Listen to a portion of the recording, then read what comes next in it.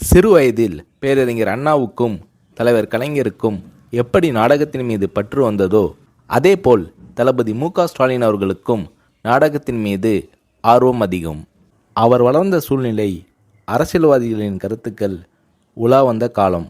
அவர் உள்ளத்தில் பதிவான செய்திகளாக இருந்த காரணத்தால் அண்ணாவைப் போல் கலைஞரைப் போல் மு.க.ஸ்டாலின் அவர்களும் 1971ஆம் ஆண்டு நடைபெற்ற பொதுத் தேர்தலில் ஒரு பிரச்சார நாடகத்தை நடத்தினார்.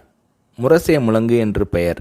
நாடகத்தில் தலைவர் கலைஞர் வேடத்தை தளபதி அவர்கள் ஏற்று நடித்தார். நாடகத்திற்கு எம்ஜிஆர் அவர்கள் தலைமை தாங்கினார்.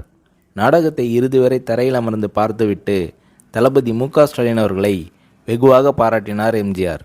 தளபதி மு.க.ஸ்டாலின் அவர்கள் அந்த இளம் வயதிலேயே எம்ஜிஆர் அவர்களிடம் எவ்வளவு நெருக்கமும் உரிமையும் பெற்று வளர்ந்தார் என்பதற்கு முரசே முழங்கு நாடக அரங்கேற்றமே ஒரு உதாரணமாகும். அது மட்டுமல்ல, எம்ஜிஆர் அவர்கள் படம் வெளியாகும்போது முதல் காட்சியிலேயே எம்ஜிஆர் அவர்களின் திரைப்படத்தை தியேட்டரில் மு.க.ஸ்டாலின் அவர்கள் பார்த்து விடுவார். எம்ஜிஆர் அவர்களும் தொலைபேசியில் தொடர்பு கொண்டு, என்ன தம்பி படம் பார்த்தியா, படம் எப்படி உள்ளது என்று ஸ்டாலின் அவர்களிடம் கேட்பார். மு.க.ஸ்டாலின் அவர்களும் தான் ரசித்த காட்சிகளை சொல்வார். அத்தகைய பாசமும் பண்பும் கொண்டு பழகினார் தளபதி மு.க.ஸ்டாலின் அவர்கள். எம்ஜிஆர் அவர்களின் நல்ல ரசிகராக இருந்தார்.